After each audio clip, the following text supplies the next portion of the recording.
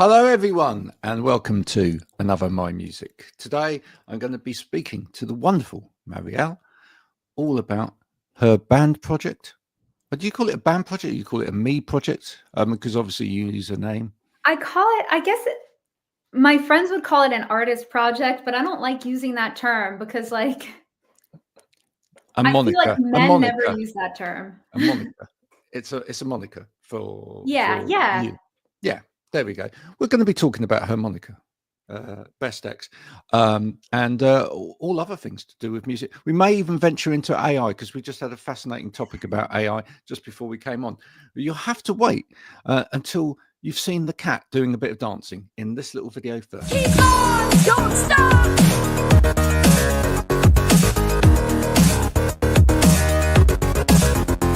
Keep on, don't stop.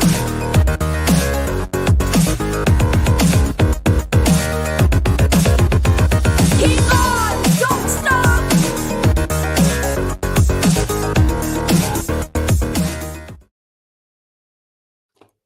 Ariel, thank you so much for joining me.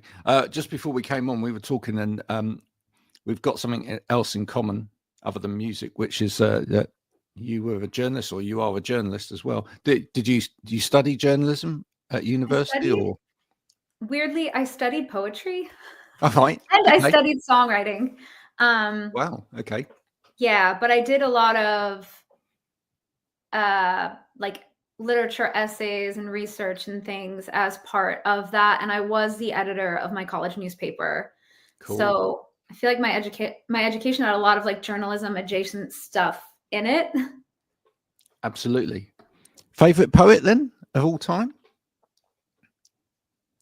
Oh gosh, this is gonna sound crazy because it's not like a real poet, but it is. I think John K. Sampson, the singer of the Weaker Thans, released a poetry book that I just am obsessed with. Yeah. And he's my favorite songwriter because his songs are just so much more poetry than like anyone else I have ever listened to. Songs are poems, aren't they? I think it would be a form of poetry, in my opinion. Definitely. I wonder, actually, if we took a straw poll of especially singers, how many of them actually started off as writing poetry first before they actually, got involved in music and writing songs. I bet a lot of them did. I certainly did. I certainly did. I was winning poetry competitions at school well before I ever sang a note into a microphone. Literally same. I won like first place or second place. I can't remember what place in this like all state massive poetry competition when I was like 15. Wow. Fantastic. Yeah. But we learn the written word before we learn usually how to play instruments. So it would make sense. Absolutely. Mind you, did you have that kind of thing with other kids in school? Because some people don't get poetry at all.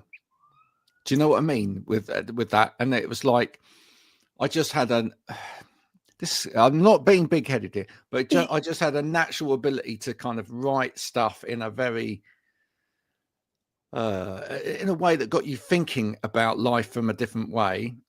And I think I was surrounded by a lot of other kids that were like struggling, and they were just trying to do really basic iambic pentameter. They were just trying to make it rhyme. It's like da da da da da da da da da da da. But anything beyond that, anything that sort of drew images and made people kind of feel anything, they just couldn't get it. It was basically like they wrote nursery rhymes.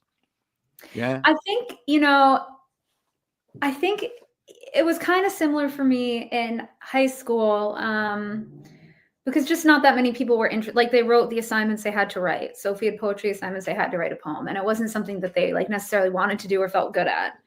But I was the editor of our high school's poetry magazine, so there were some students there who were, very literary. And then when I went to college, I went to a program that thousands of people applied, and they accepted 25 for like creative writing and poetry, and all of those kids were unbelievable writers. I mean, I was often found myself so jealous of like, how did you think of saying that thing, you Yeah. know? I think we were very lucky at school, actually. I think we studied some quite interesting poets, especially at A level. We did people like Sylvia Plath. Great Yeah. imagery that, you know, just jumps out the page. You can feel like the actual viscousness of her words. You know, it's just really quite tangible. And Larkin, even people like Philip Larkin, I think as well, you know. I was always really drawn to Sylvia Plath. I remember reading The Bell Jar for the first time when I was like 16, and I just thought that it was so beautiful.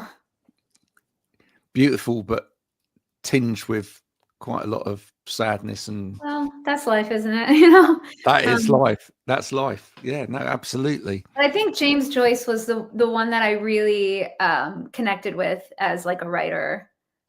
I was obsessed with James Joyce. I don't know why. Just the way that he viewed the world and the things that he saw in his writing, even if it was hard to understand in like something like Ulysses. Once you were able to, once you like got past the hump of like people don't talk like this anymore, it was really just so beautiful. So when did you discover you had a voice as well? When did that happen? When did it tip over into music?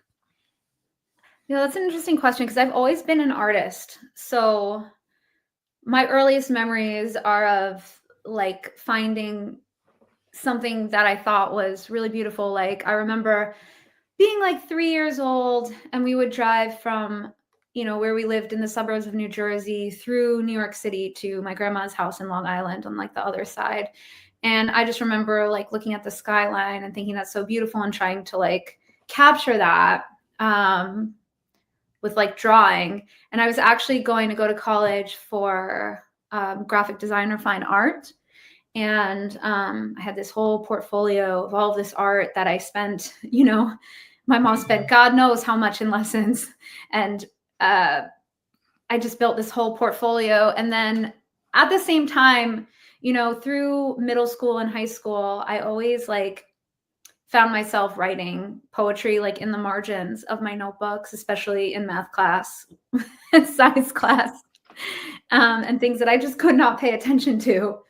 And somewhere along the line, I realized like kind of as I was applying to colleges, I applied to like this one for art, this one for writing.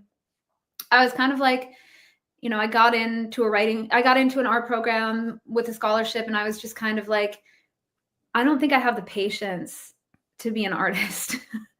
Like, I don't think I have the patience to sit there and draw like a whole thing that takes like hours, but I had like infinite patience for just rearranging words and song lyrics and stuff like that.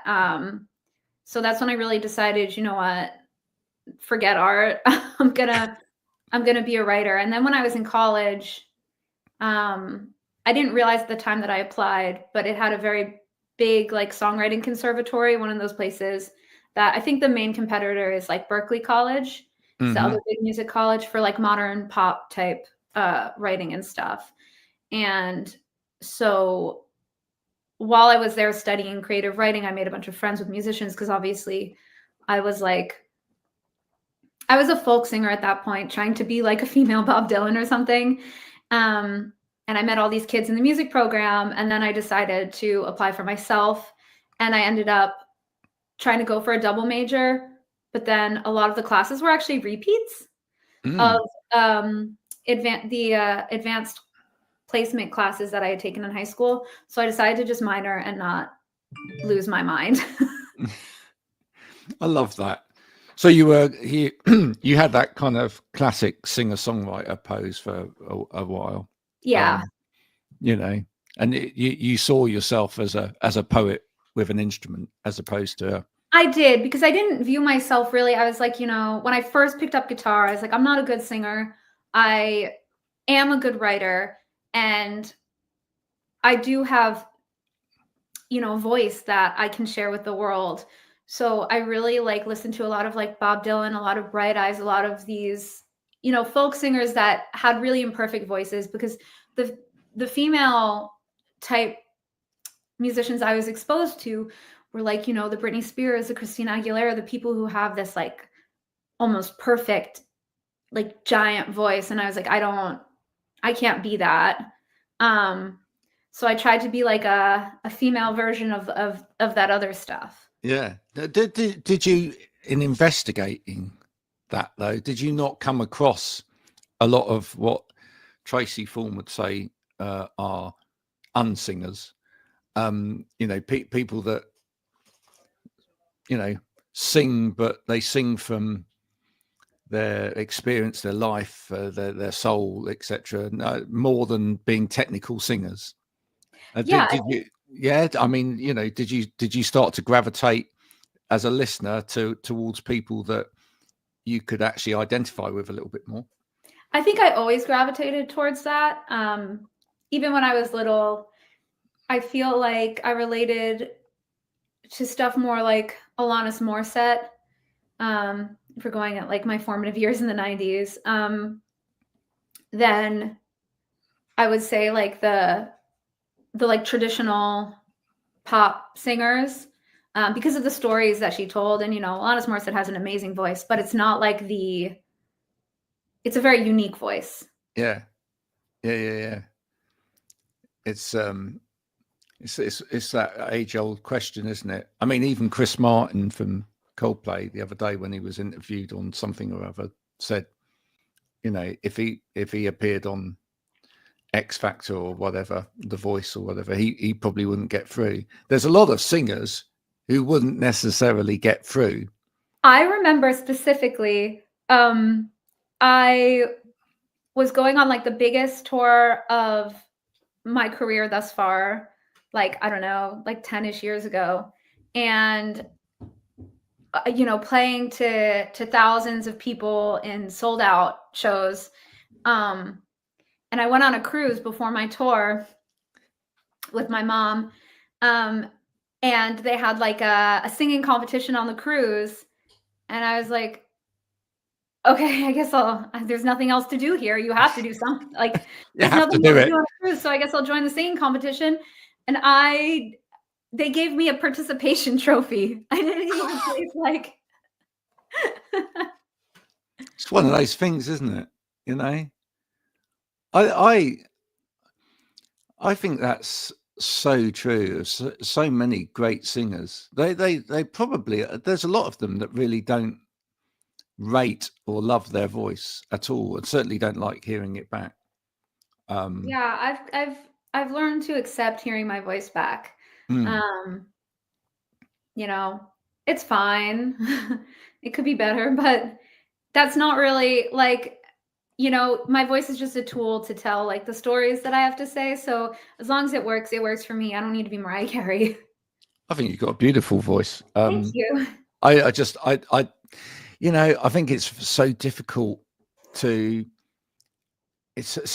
know, in a sense, what your own voice is like for a lot of people as well. You know, the way that it sits in your head, it's quite a difficult thing. Yeah, I have no idea how other like I fully recognize and just accept that how I interpret my voice is probably just something completely. I will never hear my voice the way other people hear it, because I'm so biased hearing it in my head all day.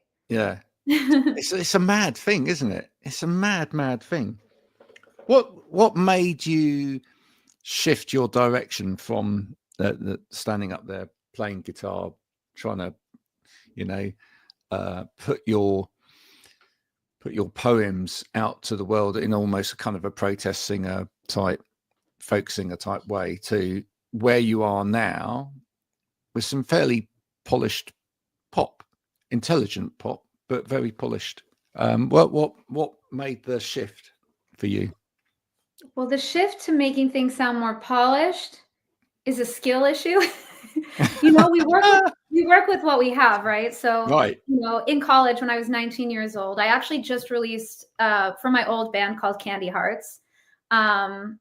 It's the 10-year anniversary of like our album that charted on like a Billboard chart or whatever. So to celebrate that, I released we don't play anymore, but I released a rarities collection of all like, lost songs I recorded when I wrote and recorded when I was like 19, that we did in my mom's basement when we were just like figuring out and like how to do stuff.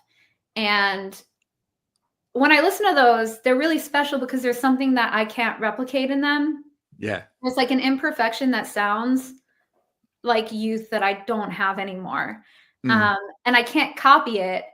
But when I really think about it, someone said this once, and it makes a lot of sense, that like what you sound like as an artist is equally what you can't do as what you can do. Right. And I think that was so much, the sound of that, which I love so much, was so much of just figuring out how to do the best we could with what we had, which was not a lot of technical skill or experience, but a lot of heart. I think we often forget as well. And I mean, we were talking about AI just before we came on, and there is an element of that in this, which is that we forget just how fast technology is moving in our lives as well, right? Yes. I mean, I'm a lot older than you, right? But from the point from when I was born, for anyone that needs to know, it's the year of decimalisation in the UK. So that's a long time ago. I don't even know what that means. It's when we moved from shillings to pennies. So we started counting everything in tens. But I had no that, awareness of when that even was. Right. So before that, we used to count things in 12s, and that's weird, right? So then we moved to, so we had inches, and then we moved to centimeters and all of that sort of malarkey. So I was born in 1971. There you go. And on the grand scale of things, 1971, you get some albums out from 1971. Then it doesn't feel that long ago, does it? And that's the funny thing about music. Sometimes, you look at it on a record collection, 1971 doesn't feel a long time ago, but actually it's in terms of technology, so a massive lifetime ago. And over the process of my life, the things that I've seen come and go, like first telephones, imagine that, or not first telephones, but first mobile phones, right? I remember the ones you used to plug into your car outlet. Oh, yeah. Well, before that, even I remember doing radio at my first ever festival in the UK, and one of the guys on the team had a mobile phone, and it literally had a battery this big. I didn't even know they had a mobile phone before the one that you plugged into the car. Yeah, it had. So it had like a car battery. That's crazy. Which you had to carry with you to use this phone bit, and you think of that, and you think now we've got these computers in our hands now that literally can just do all of this stuff. And when you talk about music, I mean, if I think about when I was 14 and in a band, and we were trying to record then or whatever, and we were trying to do everything onto tape, and we were multi-tracking onto tape, so we were losing quality every single time. I can't even imagine. I just don't think that there's ever a world in which I could efficiently record onto tape. I think that I am not precise enough to do that. Yeah, I'm sure you could, but the thing is that you were right. We just didn't have a lot of the stuff that we have today. And I mean, I can remember like the first time somebody showed me like music notation software on a computer, and went, I can actually quantize this. I can, you see that note? It's in the wrong place. I can move it. It's like, and quantizing actually works now.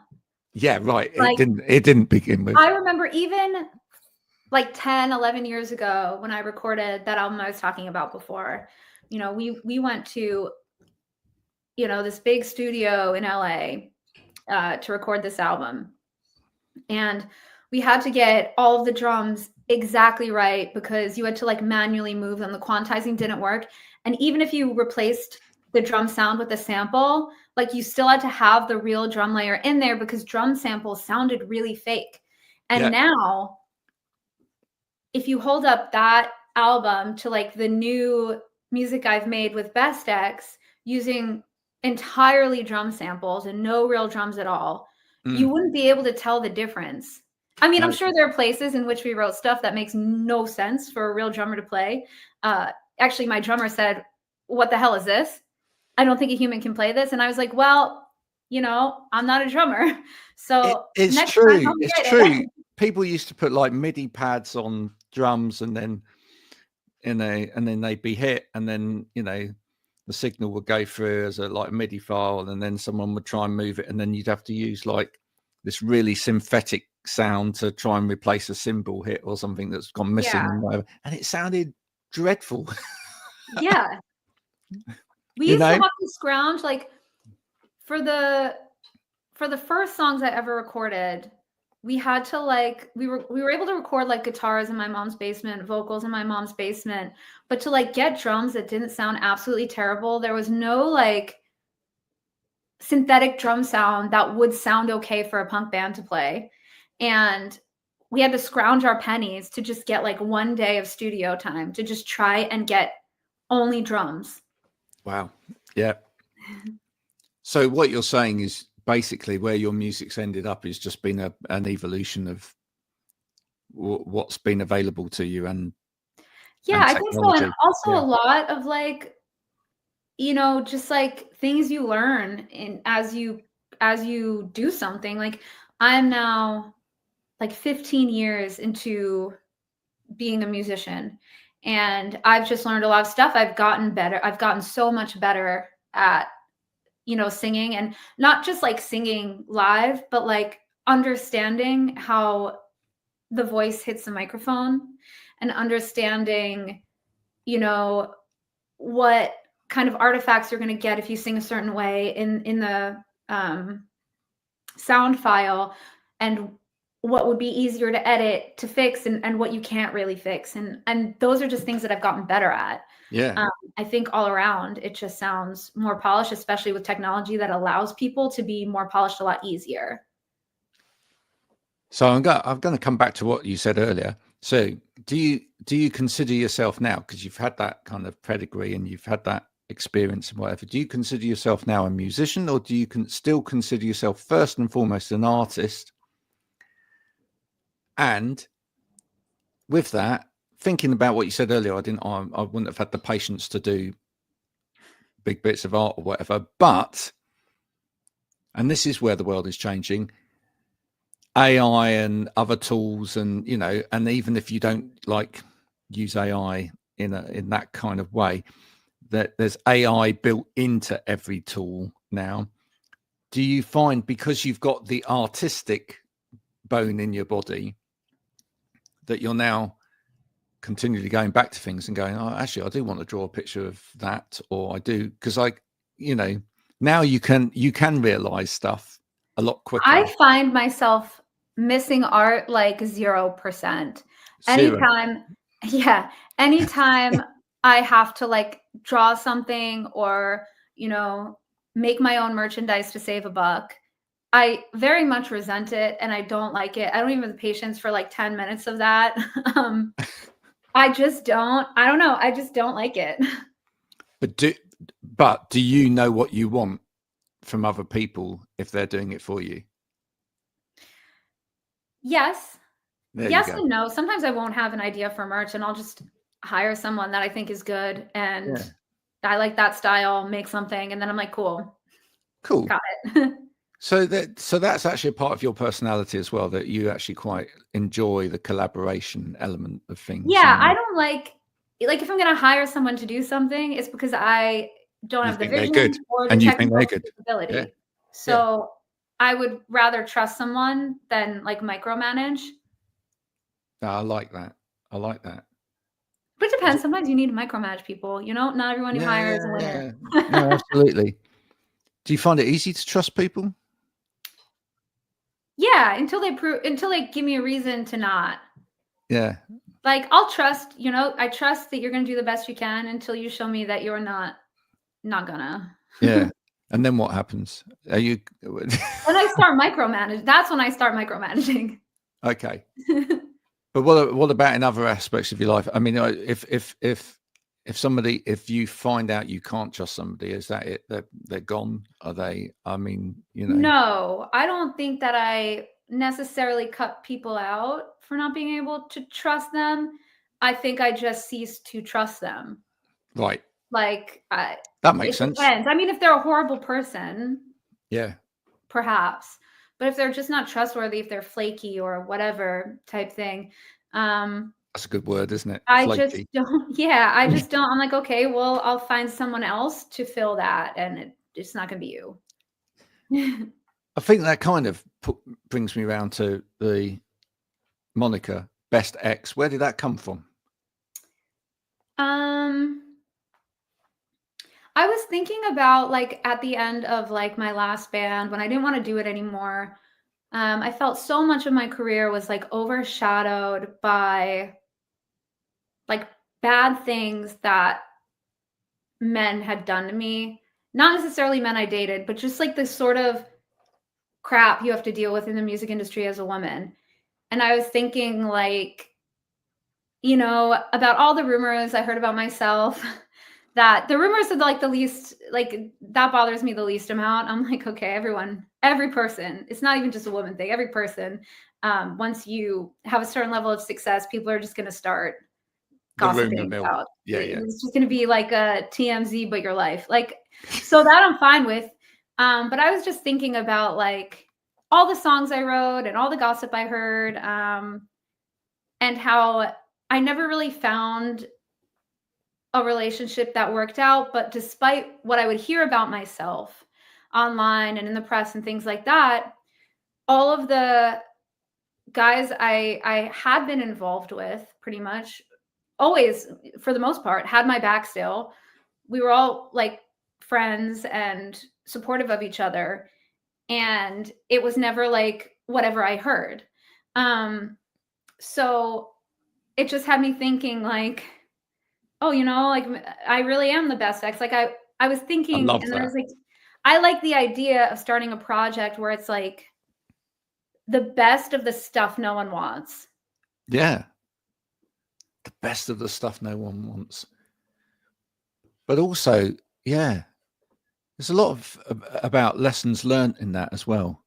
I was just thinking, because I just go off into my own little world tangent there for a minute, especially around sort of how to market people and merchandise. That it'd be great if you had a tour T-shirt at some point where fans could, like, submit their best ex to go on. Yeah. Oh my God, that'd be so funny. You I could feel have like there'd be a lot of angry or very flattered people. Oh, it could be interesting though, couldn't it? Yeah. Where, like, people submit their names if they're supporting an album and they get like just their name written in the album sleeve or whatever. Just be nice if you had like a T-shirt with, like, all these names that fans had That's so submitted. funny. You're a really good marketer, huh? Well, I just think it'd be cool. It'd be Yeah. cool, and then, like, everybody would want it as well because it's got their thing on it, and then it's gamified as well because, like, everybody would be going like, can you guess which of these is my ex? You see? I love that idea. It reminds me of those, like, church benches that have, like, the names of the people who Yes. donated. All those yes, yeah, or church benches where everyone schooled on them and they've got all of these names on them, and you just want to.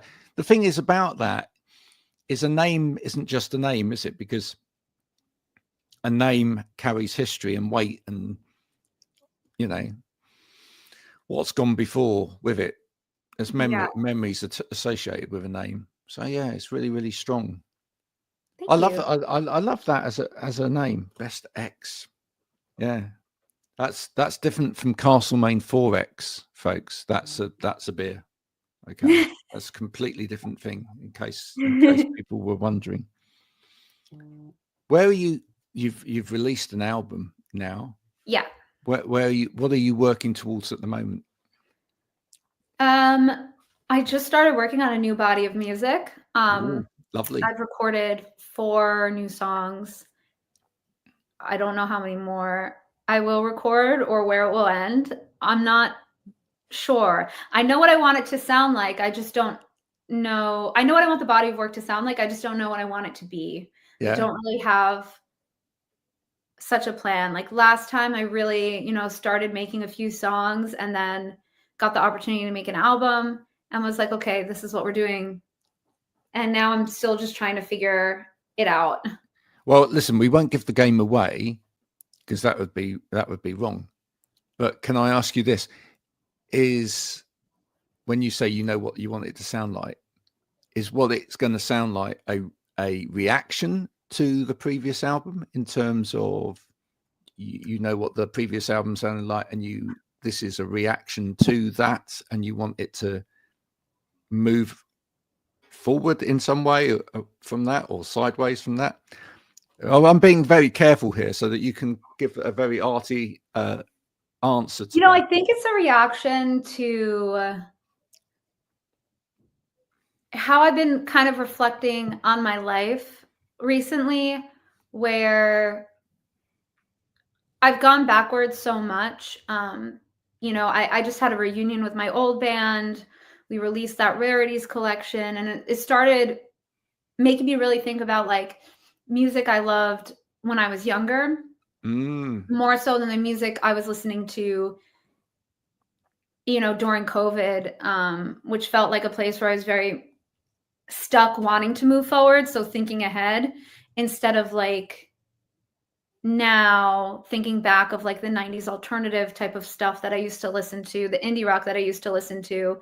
And there definitely is a lot of that influence on the last album of like, early 2000s sort of twee indie that I really, really have like loved as a kid and always wanted to make an album like that. But so much of it is also so modern singer-songwriter, very like,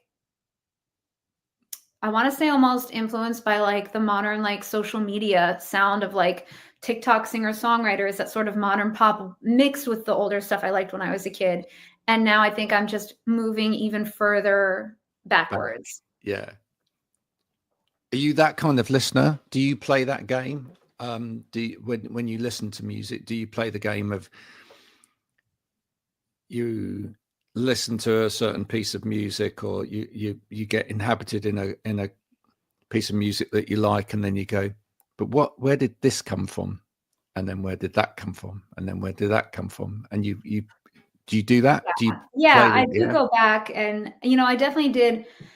Especially when I was younger, I used to like follow the trail of like, what artist do I love this artist? Who are they playing with? Where did they first start touring? Who did they first start touring with? What was their old band like? I would always follow the trail down. And now I think things are so fragmented with the way that we discover music. Like, we connected on Threads. I discover a lot of music on TikTok, and what you're getting is 30 seconds of a person with no context. And I got to be honest, how often do we really follow the trail of that person?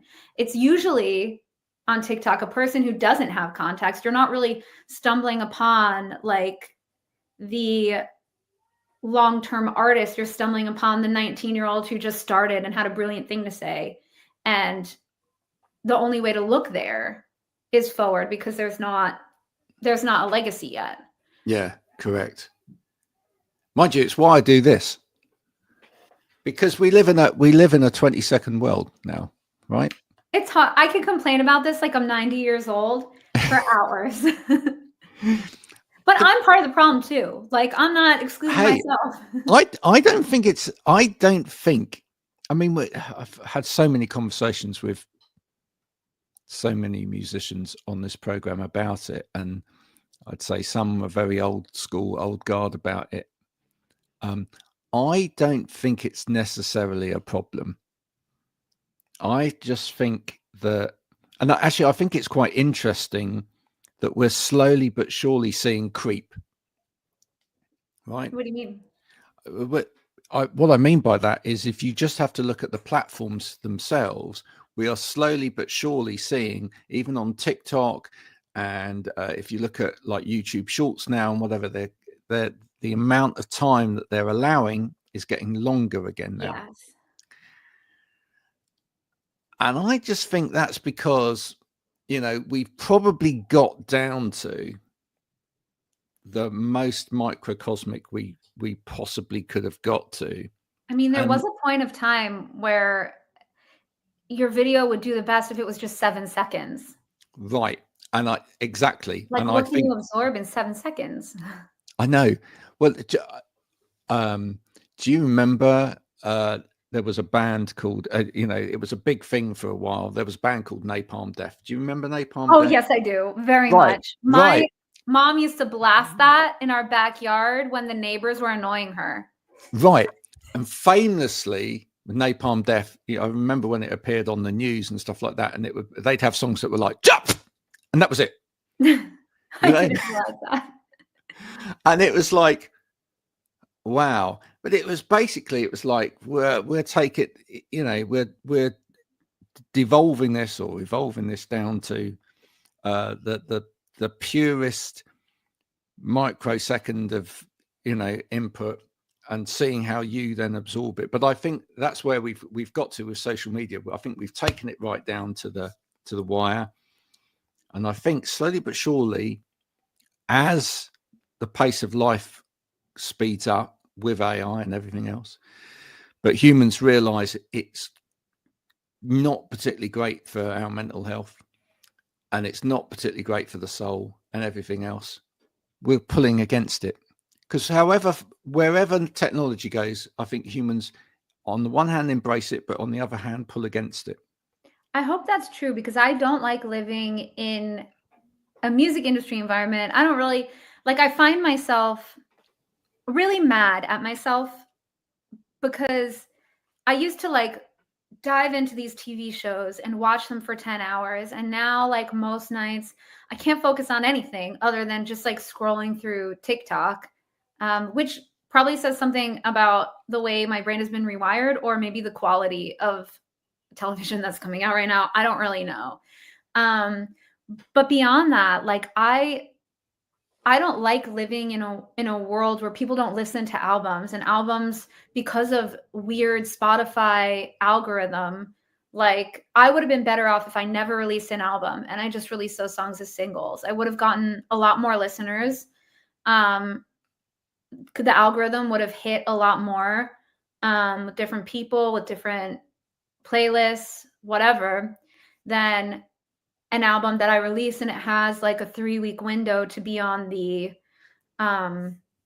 you know, release radar, the algorithmic playlist. And if it doesn't hit, that's it.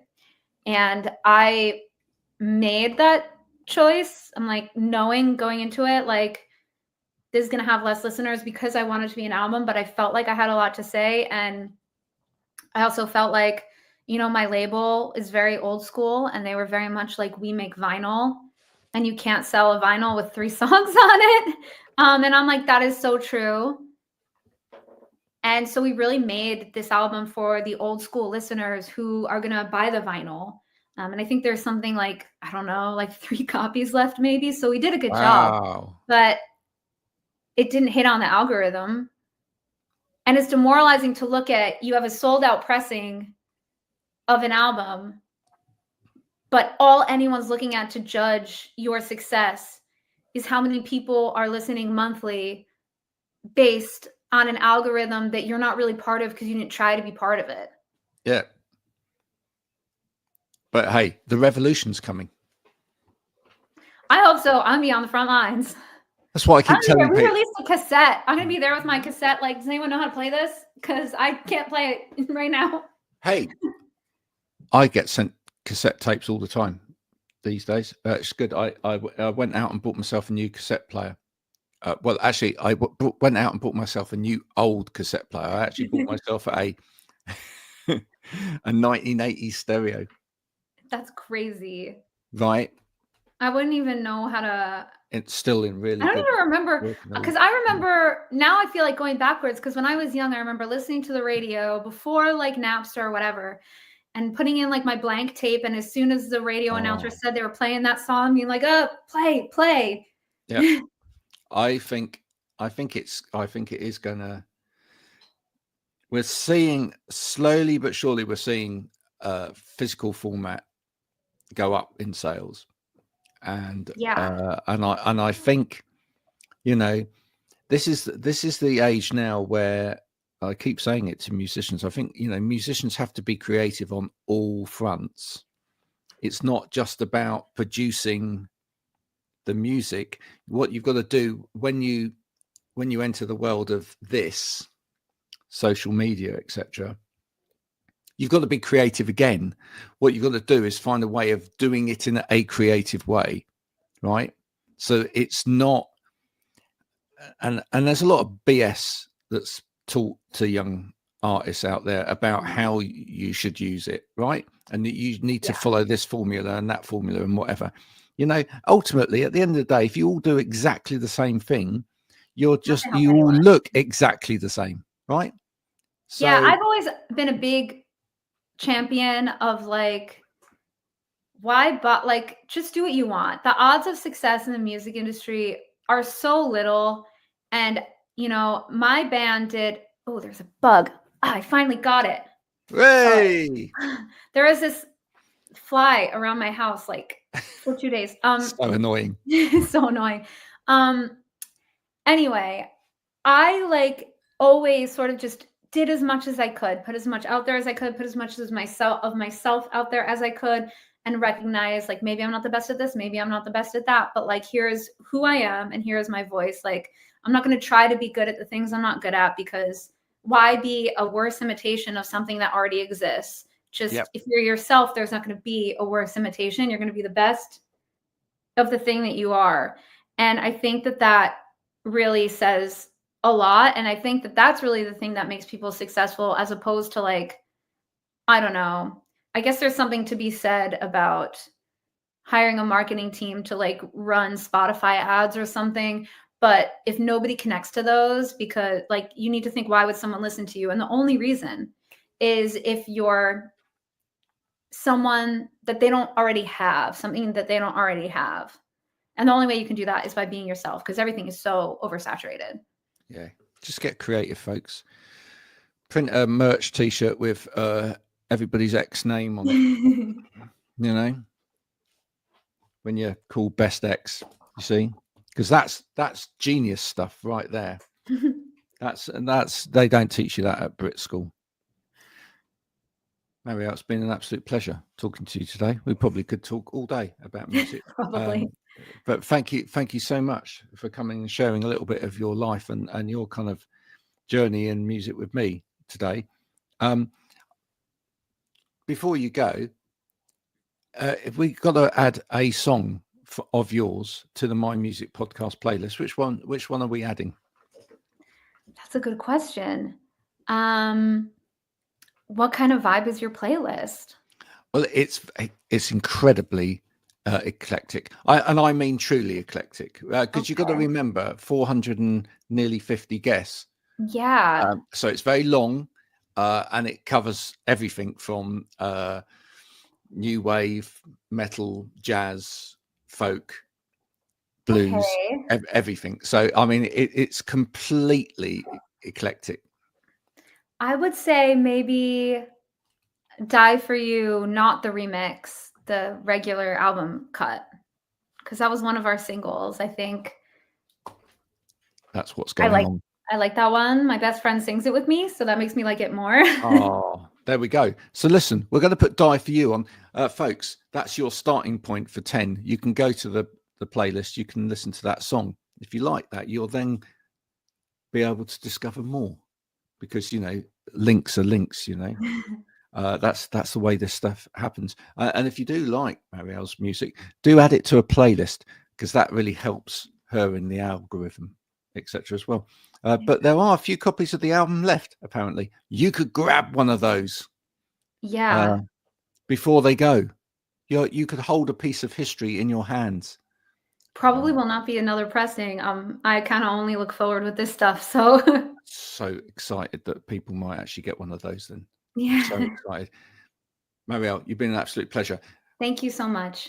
This has been My Music, talking to BestEx today. If you've enjoyed this, please do go and share with people that you know who love music just as much as you do. And we will be back very soon for another one. Until then, bye for